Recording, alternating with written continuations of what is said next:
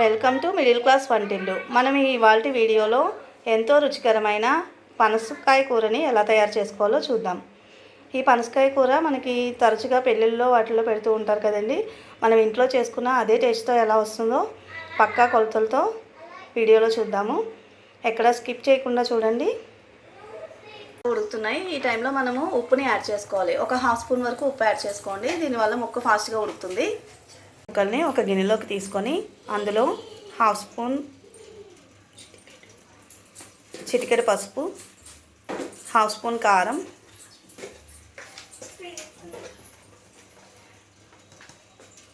ఒక స్పూన్ వరకు వేసుకోవచ్చండి. ఇది మనము హాఫ్ కేజీ పనస ముక్కలు కాబట్టి ఒక 1 స్పూన్ నుంచి 1.5 స్పూన్ వరకు యాడ్ చేసుకోవచ్చు కారం.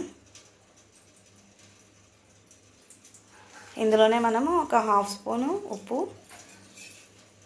ఒక 2 టేబుల్ స్పూన్స్ ఆయిల్ యాడ్ చేసుకోవాలి.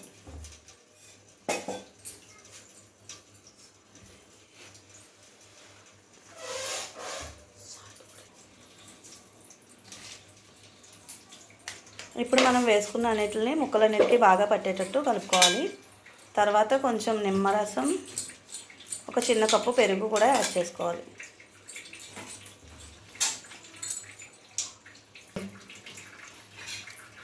హాఫ్ చెక్క నిమ్మకాయ సరిపోతుందండి. ఒక పెద్దదైతే ఒక హాఫ్ చెక్క వేసుకోండి, సరిపోతుంది నిమ్మరసం. ఇందులో ఒక చిన్న గిన్నెతో పెరుగు తీసుకోండి. అది కూడా మనం ఆల్రెడీ పెట్టుకున్న మిశ్రమంలో యాడ్ చేసుకోవాలి. ఇప్పుడు దీన్ని అంతటినీ బాగా కలిసేలాగా ఒక గరిటెతో తిప్పుతూ కలుపుకోవాలి.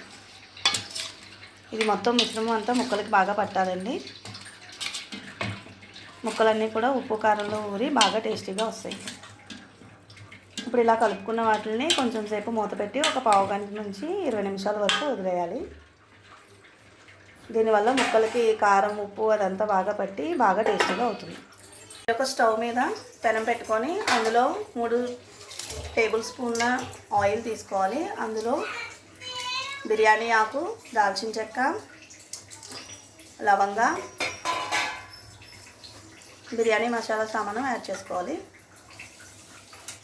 దాన్ని కొంచెం బాగా వేగనివ్వాలి. అది కొంచెం వేగిన తర్వాత ఒక చిన్న ఉల్లిపాయ, సన్నగా కట్ చేసి పెట్టుకున్న ఉల్లిపాయ, 2 పచ్చిమిరపకాయలు వేసి బాగా వేగనివ్వాలి.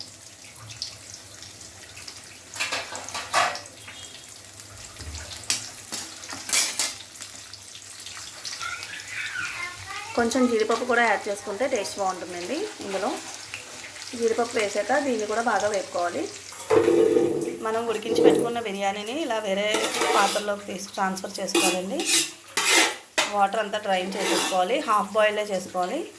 ఈలోగా మనం కర్రీ ప్రిపేర్ చేసుకుంటున్నాం కదండి.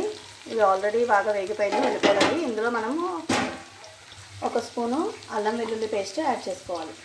బాగా వేగే వరకు, పచ్చివాసన పోయే వరకు వేపాలండి. వేయగానే మనకు కొంచెం పచ్చివాసన వస్తుంది. ఆ పచ్చివాసన అంతా పోయే వరకు వేసుకోవాలి. ఇప్పుడు మనం ఇందులో ఆల్రెడీ ప్రిపేర్ చేసుకున్న జీడిపప్పు, ధనియాలు, జీలకర్ర, పచ్చి కొబ్బరి కలిపి చేసుకున్న పేస్ట్ ఉంది కదండి, ఆ పేస్ట్ని యాడ్ చేసుకోవాలి. అది కూడా వేసి బాగా వేగనివ్వాలి.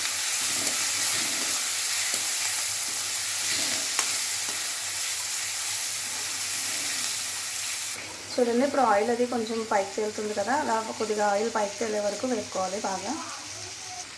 ఇప్పుడు ఇందులో మనం ఆల్రెడీ రెడీ చేసుకున్న టమాటా పేస్ట్ని కూడా యాడ్ చేసుకోవాలి. వీటన్నిటిని బాగా పచ్చివాసన పోయే వరకు వేయించుకోవాలి.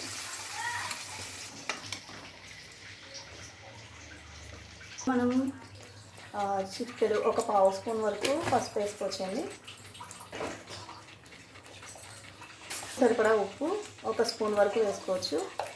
కొంచెం ఉప్పు ఎక్కువ తినే వాళ్ళు కొద్దిగా ఎక్కువ వేసుకోవచ్చండి. ఇందులో కొంచెం కారం కూడా యాడ్ చేసుకోవాలి. ఒక హాఫ్ స్పూన్ వేసుకుంటే సరిపోతుంది. ఇవన్నీ వేసిన తర్వాత బాగా కలుపుకోవాలి.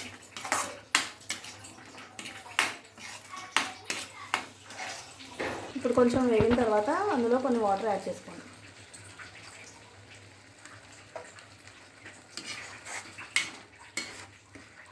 గరిటెతో తిప్పుతూ కలుపుకోవాలి.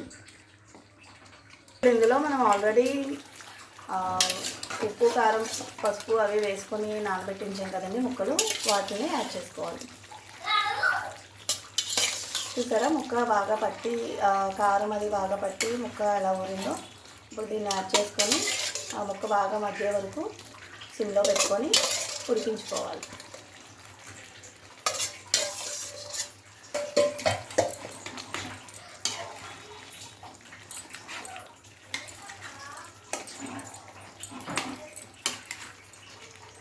అంతే, ఎంతో రుచికరమైన పనసకాయ ముక్కల కూర రెడీ.